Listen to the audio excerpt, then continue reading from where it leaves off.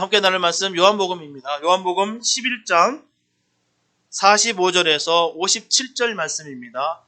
요한복음 11장 45절에서 57절입니다.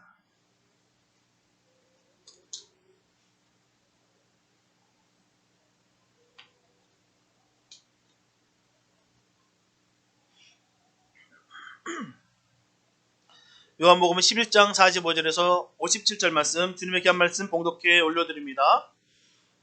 마리아에게 와서 예수의 하신 일을 본 많은 유대인이 저를 믿었으나 그 중에 어떤 자는 바리새인들에게 가서 예수의 하신 일을 고하니라. 이에 대제사장들과 바리새인들이 공회를 모으고 가로되 이 사람이 많은 표적을 행하니 우리가 어떻게 하겠느냐.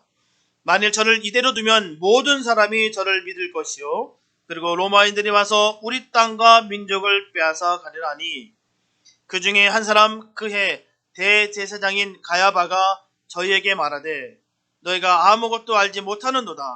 한 사람이 백성을 위하여 죽어서 온 민족이 망하지 않게 되는 것이 너희에게 유익한 줄을 생각지 아니하는도다 하였으니, 이 말은 스스로 함이 아니요 그 해 대제사장이므로 예수께서 그 민족을 위하시고 또 그 민족만 위할 뿐 아니라 흩어진 하나님의 자녀를 모아 하나가 되게 하기 위하여 죽으실 것을 미리 말함이라. 이날부터는 저희가 예수를 죽이려고 모이하니라. 그러므로 예수께서 다시 유대인 가운데 드러나게 다니지 아니하시고 여기를 떠나 빈들 가까운 곳인 에브라임이라는 동네에 가서 제자들과 함께 거기 유하시니라. 유대인의 유월절이 가까우매 많은 사람이 자기를 성결케 하기 위하여 유월절 전에 시골 저 예루살렘으로 올라갔더니 저희가 예수를 찾으며 성전에 서서 서로 말하되 너희 생각에는 어떠하뇨? 저가 명절에 오지 아니하겠느냐 하니, 이는 대제사장들과 바리새인들이 누구든지 예수 있는 곳을 알거든 고하여 잡게 하라 명령하였음이라. 아멘. 세상의 모든 사람들은 너무나 부러워하는 그런 성공적인 삶을 살아가고 싶어합니다. 결코 어리석은 사람으로 살고 싶어하는 사람은 없을 거예요. 그런데 너무나 많은 사람들이 어리석은 모습으로 인생을 살아가고 있습니다. 예수님의 사랑을 모른 채 살아가기 때문이 모든 사람은 행복을 추구하며 살아갑니다. 하지만 안타깝게도 행복을 추구하는 마음은 있으나 정작 어떤 것이 진정한 행복한 것인지를 모른다는 거예요. 기껏 추구하는 것이 고작 이 땅에서의 전부인 것처럼, 이 땅에서 이루어진 모든 행복이 다 끝인 것처럼 살아가고 있다는 것입니다. 분명하게 이 세상의 그 어느 것도 영원한 것이 아무것도 없음에도 불구하고 이 땅에서 영원히 살 것 같이 그렇게 살아가고 있습니다. 호흡하는 모든 생물은 반드시 죽음을 맞이할 수밖에 없습니다. 그런데 눈에 보이는 권세와 권력의 모든 것을 희생하고 몰두함으로 인하여 진정한 진리를 거부하며 그렇게 살아가고 있습니다. 도무지 진리를 인정하려 들지 않아요. 그 와중에 자신이 쌓아 올린 그 명성과 명예와 또한 권위에 뭔가 충돌하게 된다면 그것이 옳고 그름에 상관없이 자신의 것을 지키려 하는 것이 바로 우리의 인간의 어리석은 모습들입니다. 오늘 본문은 죽은 지 나흘이나 지나서 무덤 속에서 썩은 냄새가 진동하던 그 나사로가 다시 살아나는 모습을 목격한 사람들에 대한 내용입니다. 이 사건으로 인해서 일대 파란이 일어났어요. 사람이 죽으면 모든 것이 끝장난 것으로 여겼던 사람들에게 있어 죽은 사람이 다시 살아난다는 것은 도저히 일어날 수 없는 충격적인 일이 아닐 수가 없습니다. 이를테면요, 장례식장에 이런 일이 벌어진다고 한다면 너무나 놀랄 거예요. 장사 지내서 이제 천국 환송 예배 드리고 있는데 관뚜껑을 열어놓은 상태였는데 그 시신이 벌떡 일어난다 생각하면 얼마나 사람들이 놀라겠습니까? 아무리 그 시신이 나의 사랑하는 사람일지라도 얼마나 놀랄까요? 또한 만약에 영안실에서 시신을 수습하고 있는데 평생 업으로 삼고 있었던 그 장의사가 그 시신이 벌떡 일어나게 된다면 아마 정신을 차릴 수가 없을 것입니다. 한 번도 그런 적이 없었고 시신은 결코 움직이지 않다는 것을 알고 있기 때문이에요. 저는 아직 주변에 이런 일이 일어났다는 소식을 못 들었습니다. 사람이 그냥 순간적 졸도하고 심장이 멎고 호흡이 멈추는 것, 그러다가 다시 깨어나는 일들은 있습니다. 그러나 시신에서 그 몸에서 썩은 내가 날 정도로 상한 부패된 상태에서 일어난 사건은 없다라는 것입니다. 죽음에서 부활한다는 것은 결코 흔한 일이 아니에요.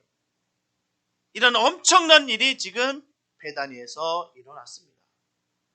그 일로 인해서 많은 유대인들이 예수님을 믿는 역사가 일어나게 됐다는 것입니다. 그런가 하면 반면에 그 주님의 능력을 목격한 후에도 믿지를 아니하고 종교 지도자들에게 고해 바치는 사람들도 많았다는 거예요. 또한 그 당시 유대인 사회의 기득권자라고 하는 바로 이 종교 지도자들은 이 놀라운 소식을 들었는데도 불구하고 회의를 열어서 예수님을 죽이기로 결정하게 됩니다. 저들은 기쁨과 환호가 아닌 바로 공포와 충격으로 이 모든 것들을 받아들였어요. 이제는 하나님 되심의 표적이 그대로 나타났는데도 불구하고 진리를 훼손하고 질식시키려 했다라는 것입니다. 이처럼 같은 사건을 가지고 서로 상반된 반응을 우리가 볼 수가 있습니다. 그래서 결국 예수님은 대제사장들과 또한 바리새인들에 의해서 체포령이 내려집니다. 때문에 주님은 광야에 가까운 그 에브라임이라는 곳에서 잠시 은둔 생활을 할 수밖에 없으셨어요. 세상으로부터 잠시 떠나 조용한 시간을 보내신 것입니다. 어쩔 수 없이 피순할 수밖에 없었던 주님이셨지만 주님은 온 인류를 위한 그 하나님의 뜻을 결코 포기하지 아니하시고 그 길을 묵묵히 걸으셨습니다. 오늘은 우리를 너무나 사랑하시는 그 주님의 사랑과 의지를 생각하며 은혜의 말씀을 나누겠습니다. 첫째, 긍휼히 여기는 자는 복을 받습니다. 본문 45절에 보게 되면 마리아에게 와서 예수의 하신 일을 본 많은 유대인이 주님을 믿게 되었다라고 증거하고 있습니다. 여기서 마리아에게 온 사람들이라는 의미는 바로 마리아의 슬픔을 미루었던 사람들, 바로 조문객들을 말하는 것이에요. 그러므로 마리아의 불행과 슬픔을 위로했던 사람들이 주님의 큰 표적을 목격할 수 있었고요, 영생을 얻는 기회를 얻게 되었다는 것입니다. 마태복음 5장 7절에 보면 주님은 산상에서 팔복에 대해서 설교하셨는데 그 중에 긍휼히 여기는 자는 복이 있나니 저희가 긍휼히 여김을 받을 것이다라고 주님은 말씀하셨습니다. 분명한 것은 인간의 도덕적 선행이 구원의 조건이 될 수는 없습니다. 아무리 착하게 살았다고 해서, 아무리 도덕적으로 윤리적으로 잘 살았다고 해서 구원을 받을 수 있는 것이 아니에요. 그러나 모든 착함과 선함 곁에는 주님을 만날 수 있는 기회의 문도 있다라는 것을 말하는 것입니다. 마태복음 5장 16절 말씀 보면 예수님께서 팔복을 말씀하신 후에 분명히 말씀하십니다. 이같이 너희 빛을 사람 앞에 비치게 하여 저희로 너희 착한 행실을 보고 하늘에 계신 너희 아버지께 영광을 돌리게 하라. 우리 주님 말씀하십니다. 이와 같이 우리는 만들어진 물건을 보고 그 물건을 만든 사람을 우리가 짐작할 수가 있어요. 빛은 하나님께서 만드신 피조물입니다. 하나님의 성품을 잘 드러내주고 있어요. 성경에 보게 되면 기생 라합이라든지 로마의 백부장이라든지 그리고 고넬료라든지 그 외에 많은 사람들이 이웃에게 긍휼과 자비를 베풀다가 구원의 문을 발견했습니다. 이처럼 긍휼이란 불쌍히 여겨 돌봐준다라는 뜻을 말하는 것입니다. 즉 자신과 무관할지라도 적극적으로 그의 입장에 서서 그를 이해하고 그의 부족함을 채워주는 것을 바로 긍휼이다라고 말합니다. 그러므로 성도의 선행은 단순히 세상적인 도덕적인 뭘 말하는 것이 아닙니다. 반드시 성도이기 때문에 하나님의 마음인 바로 긍휼함이 나오게 된다는 것이에요. 이렇게 하나님께서는 선한 마음으로 긍휼함이 있던 그들에게 주님을 믿을 수 있도록 믿음을 부어주셨습니다. 분명한 것은 주님께서 믿음을 허락하셨기 때문에 주님을 믿는 믿음이 생기게 된 것이에요. 우리가 아무리 스스로 믿음을 얻고자 한다 할지라도, 아무리 발버둥 친다 할지라도 그렇게 믿음이 생기는 것이 아닙니다. 주님께서 믿음을 주실 때 비로소 믿음을 얻게 되는 것이고요, 주님을 믿을 수가 있게 되는 것입니다. 그들은 진심으로 나사로를 사랑했고요, 그의 가족들을 사랑했습니다. 사랑했기에 그 먼 곳까지도 서슴지 않고 위문하러 온 것이에요. 조문하러 온 것입니다. 만약에 다시 살아날 수만 있다면 너무나 좋겠지만, 죽음이라는 것을 아는 지혜가 있다고 한다면 죽음 후에 다시 살아날 수 없다는 것, 절대로 있을 수 없다는 것을 알기에 그들은 눈물과 곡만을 할 수밖에 없었다는 것입니다. 하지만 그때 주님께서 사망을 이기게 하시고 다시 살아나게 하셨어요. 위문하던 그들은 사랑했던 나사로가 다시 일어나게 되었다는 사실에 놀람을 감추지 못하고 기쁨도 참지 못하며 이 모든 것을 이루신 그 예수님을 믿지 않을 수가 없었습니다. 그들은 나사로를 사랑하는 마음이 컸기 때문에 도저히 말도 안 되는 일이 눈앞에 이루어졌을 때 전혀 부정치 아니하고 이 모든 것들을 다 은혜로 받아들였습니다. 그리고 죽음이 종착역으로 생각했던, 죽음은 모든 것이 다 끝장났다라고 여겼던 그들의 삶의 방향도 이제는 주님 때문에 영생으로 바뀌게 되었습니다. 이 모든 것은 바로 그들이 긍휼한 마음을 품고 있었기 때문에 받을 수가 있었다는 것입니다. 이렇게 장례식에 참석했다가 사랑하는 사람을 다시 제외하게 되었고요, 자신도 영생을 얻는 복을 얻게 되었습니다. 이처럼 언제나 청결한 마음과 선한 양심과 거짓 없는 믿음이 있으면 주님으로부터 복을 받게 됩니다. 저와 여러분들도 주님 주시는 긍휼한 마음을 가지시고 주님의 그 큰 은혜를 받게 되시기를 축복합니다. 둘째, 욕심은 눈을 가리게 합니다. 본문 46절 말씀 보면 그중 어떤 자는 바리새인들에게 가서 예수의 하신 일을 고하니라 라고 말씀하고 있어요.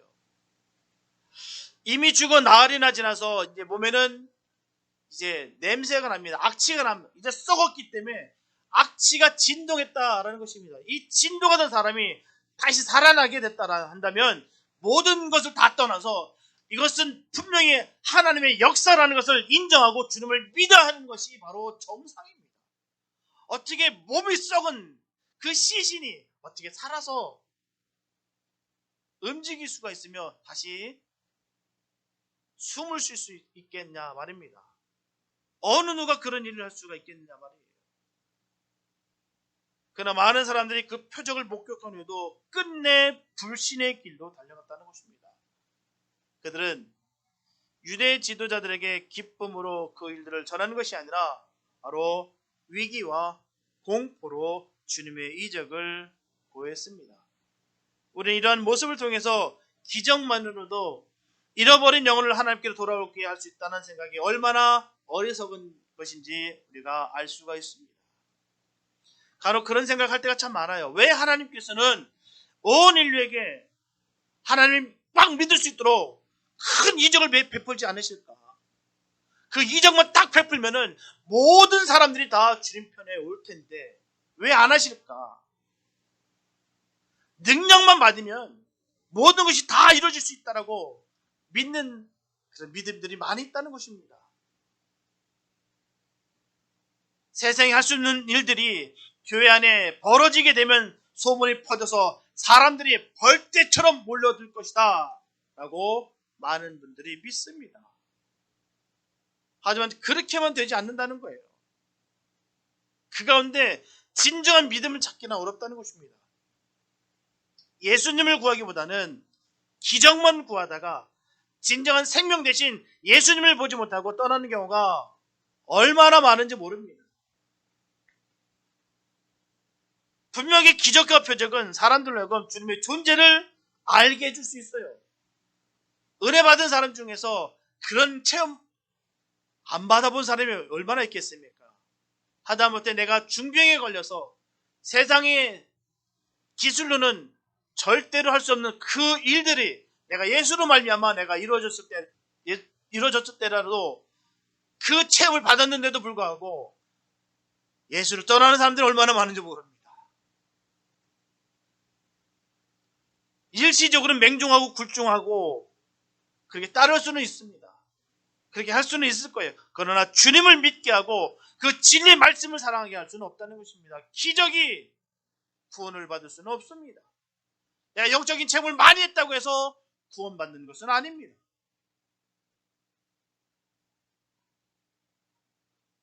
그러나 주님을 믿게 하고 그 진리의 말씀을 사랑하는 것이 복되다는 것입니다. 누가복음 16장 31절 말씀 보면 예수님은 말씀하십니다. 가로되 모세와 선지자들에게 듣지 아니하면 비록 죽은 자 가운데서 살아나는 자가 있을지라도 권함을 받지 아니하리라. 아무리 죽어병에 걸렸던 사람이 아니 죽었던 사람이 다시 깨어난다 할지라도 안 믿는다.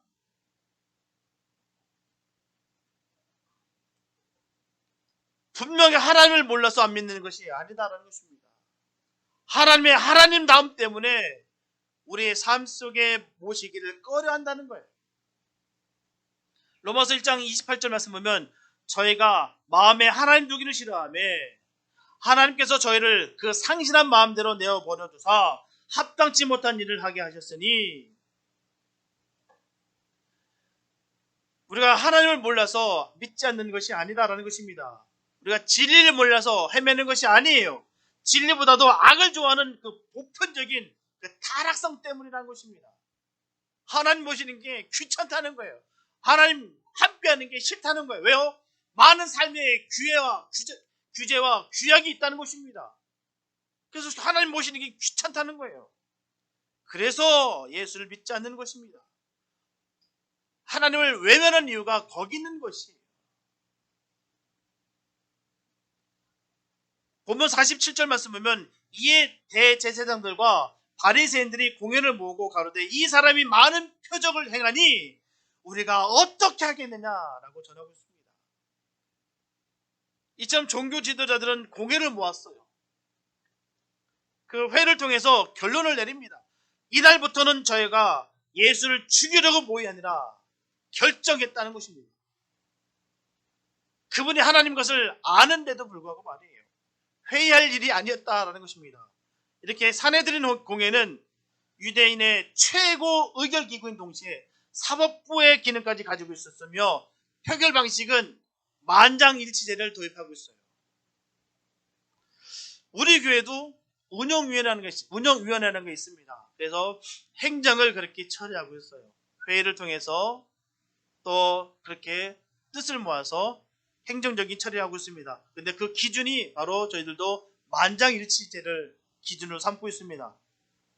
왜냐하면 어느 한쪽의 의견이 묵살되면 상처받습니다. 그 일이 잘 돼도 상처, 안 돼도 상처입니다. 잘 되니까 거봐 우리 말 들었으니까 되잖아. 그거 봐 내 말 안 들으니까 안 되잖아. 뜻이 하나가 되지 않으면 어떻게든 그 일은 이루어지지 않든 상처뿐이다라는 것입니다. 하지만 분명한 것은 아무리 바른 말을 한다 할지라도 세상적이며 비인격적으로 예수 믿지 않는 사람으로 나간다면 소용이 없어요. 그건 회의가 아닙니다. 그 말이 힘이 없다는 것이죠. 하나님의 나라를 위해서 하지 아니하고 사람의 기준으로 삼는다면 문제가 발생하게 된다는 것이에요. 감정으로 쏠리게 됩니다. 자존심 싸움하고 있다는 거예요. 나중에는 뜻도 없습니다. 그냥 자존심 싸움하고 있는 거예요. 예수 믿는 사람답게 해야 되는 것입니다. 절대로 사납게 해서는 안 돼요. 폭력적으로 해서는 안 됩니다. 그렇다면 회의라는 것을 해야 되는 것입니까? 안 해야 되는 것입니까? 그것이 바로 성경적인 것일까요? 아닐까요? 그냥 인간적인 것일까요? 잠언서 15장 22절 말씀 보면 의논이 없으면 경영이 파하고 모사가 많으면 바로 지략이 많으면 경영이 성립하니라. 이처럼 회의와 의논은 성경적이고요. 반드시 해야만 됩니다. 그럼 어떻게 해야 되느냐? 그것이 문제입니다. 바로 하나님을 믿는 자녀들답게 회의를 하는 것이 옳다라는 것입니다. 시편 83편 3절 말씀 보게 되면 저희가 주의 백성을 치료하여 관계를 꾀하며 주의 숨긴 자를 치려고 서로 의논하여 라고 되어 있어요. 이 의논은 합당한 의논일까요? 합당한 회의가 맞을까요?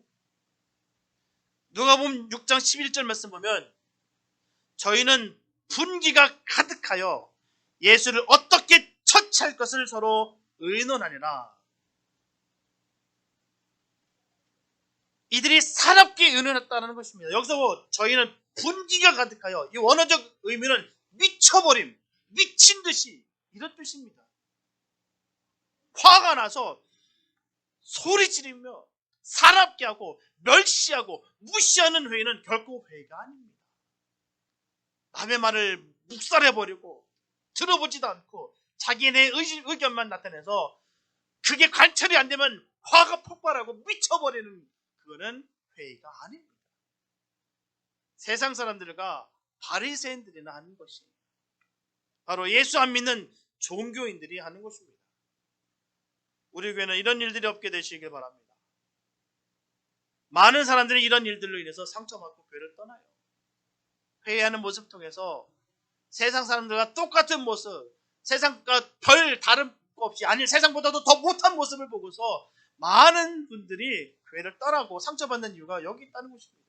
사납게 하고 묵살하고 폭력적이고 그런 모습들을 통해서 그렇게 이루어진다는 거예요.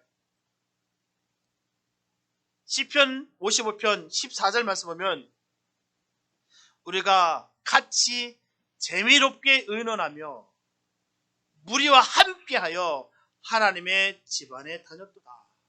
아멘. 우리 교회가 이런 은혜가 있게 되시기 바랍니다. 재미롭게 의논하며 무리와 함께하여 서로 나누고 섬기고 애쓰는 것에 너무 기뻐하며 하나님 집안에 다녔도다. 하나님의 교회에 우리가 기쁨으로 다니는 역사가 있게 되시기 바랍니다. 이런 것이 회의다라는 것입니다. 하지만 오늘 본문에 나오는 예수님을 죽이고자 한 이 사내들인 동의는 달랐어요. 바리새인들과 사두개인들과 또한 서기관들이니 성경적으로 얼마나 말을 잘하겠습니까? 따박따박 성경 구절 대가면서 말을 따박따박 했을 거예요. 목숨 걸고 사는 사람들인데 성경적인 지식이 얼마나 많겠습니까? 모두가 말을 잘하는 사람들입니다. 이 조직은요, 의장 1명이고요, 부의장 1명 외에 70명의 의원들로 구성이 되었습니다.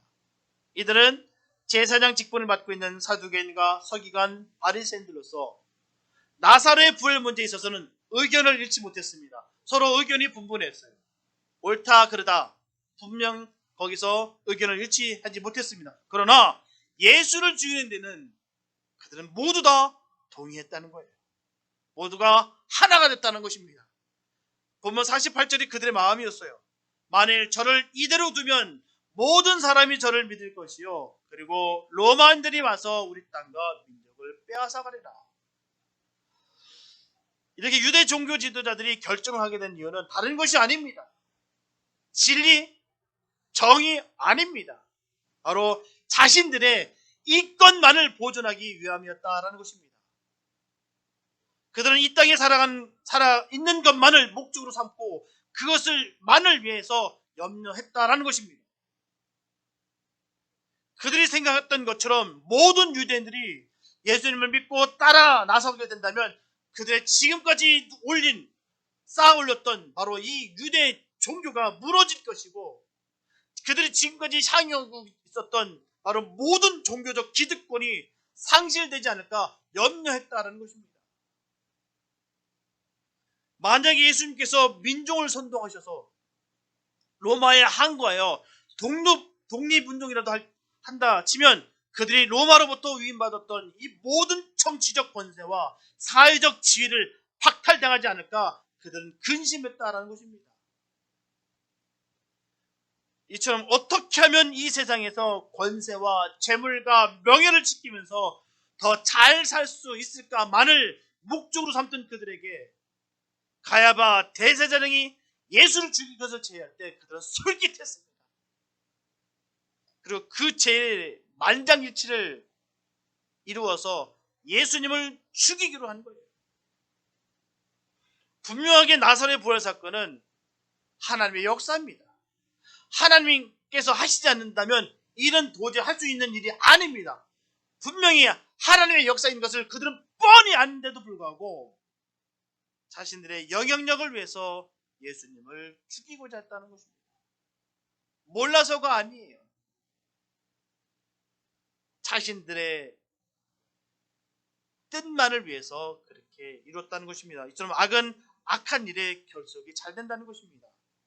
지금까지 기득권을 행사하며 잘 살고 있던 우리가 예수로 인해서 로마를 자극할 것이고 이 일로 인해서 완전히 무너질 뻔하였지만 그 예수, 그 한 사람, 바로 그 한 사람만을 죽임으로 말미암아 나머지 모든 사람들이 근심 없이 잘 살 수 있다는 신념이었다는 것입니다. 즉, 온 민족이 망하지 않게 그리스도께서 희생되어야만 한다는 결론입니다.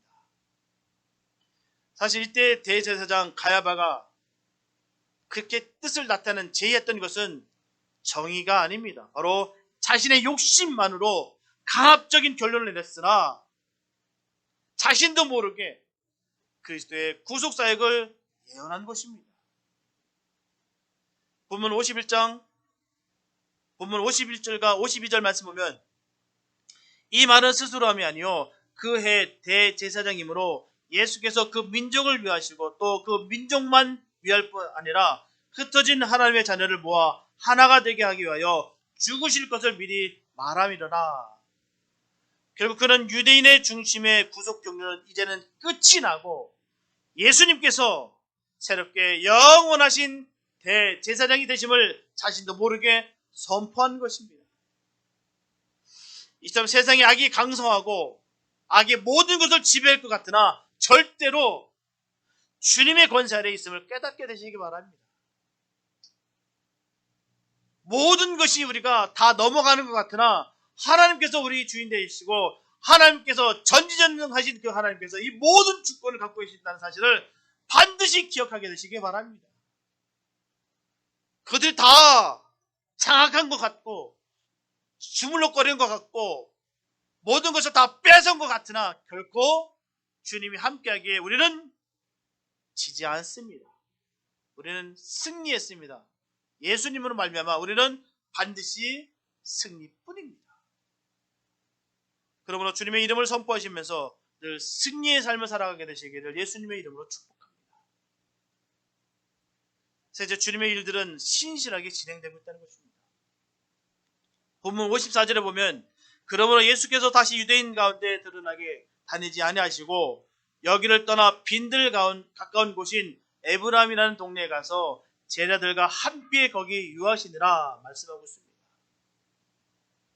이처럼 유대인들을 피해서 은둔의 생활 중에서도 제자들과 함께 계신 것을 볼 수가 있습니다. 바로 제자들에게 가르치는 일을 쉬지 않으셨어요. 계속해서 주님은 제자들과 함께 하시면서 그 복음을 전하셨습니다. 천국에 대해서 그들에게 계속해서 일러 가르치셨습니다. 이렇게 주님은 공생의 마지막에 가까울수록 더욱 제자들에게 가르치는 일에 대해서 더욱더 몰두하셨습니다. 우리 때로 시대의 아픔을 통해서 탄식할 때가 있어요. 왜 나에게 이런 시련이 왔을까? 왜 이 시대가 이렇게 겁이 날까? 왜 이 시대가 왜 이럴까라고 탄복하며 탄식하며 고통스럽게 여길 때가 참 많습니다. 그러나 중요한 것은요, 시대가 어떠하든지 성도들은 하나님의 말씀을 부지런히 전파하며 가르쳐야 됩니다. 하나님 오심을 기다리면서 주님 주신 그 은혜를 받고 전하는데 전념을 다해야 될 줄 믿습니다. 본문 56절과 57절 말씀 보면 저희가 예수를 찾으며 성전에 서서 서로 말하되 너희 생각에는 어떠하뇨? 저가 명절에 오지 아니하겠느냐 하니 이는 대제사장들과 바리새인들이 누구든지 예수 있는 것을 알거든 보하여 잡게 하라 명령하였음이러라. 지금 상황은 이스라엘의 최대 명절인 유월절을 앞두고 종교 지도자들이 예수님의 체포 명령이 떨어진 상태입니다. 살벌한 시대요. 잡히면 예수님은 죽는 그런 순간입니다. 예루살렘에 모인 유대인들은 명절 때마다 성전에 그 모습을 보였던 예수님을 잡아 죽이려고 눈에 불을 켜고 찾았지만 이번만큼은 보이지도 않았습니다. 그래서 그들은 서로 나눕니다. 너희 생각에는 어떠하뇨? 저가 명절에 오지 아니하겠느냐라는 것입니다. 이것을 공동 번역에서는 번역되기를 어떻게들 생각하십니까? 그가 명절에 참여할 것 같지는 않지요? 결국 이 말은 아무리 생각해도 이번에는 예수가 올 리가 없다는 것입니다.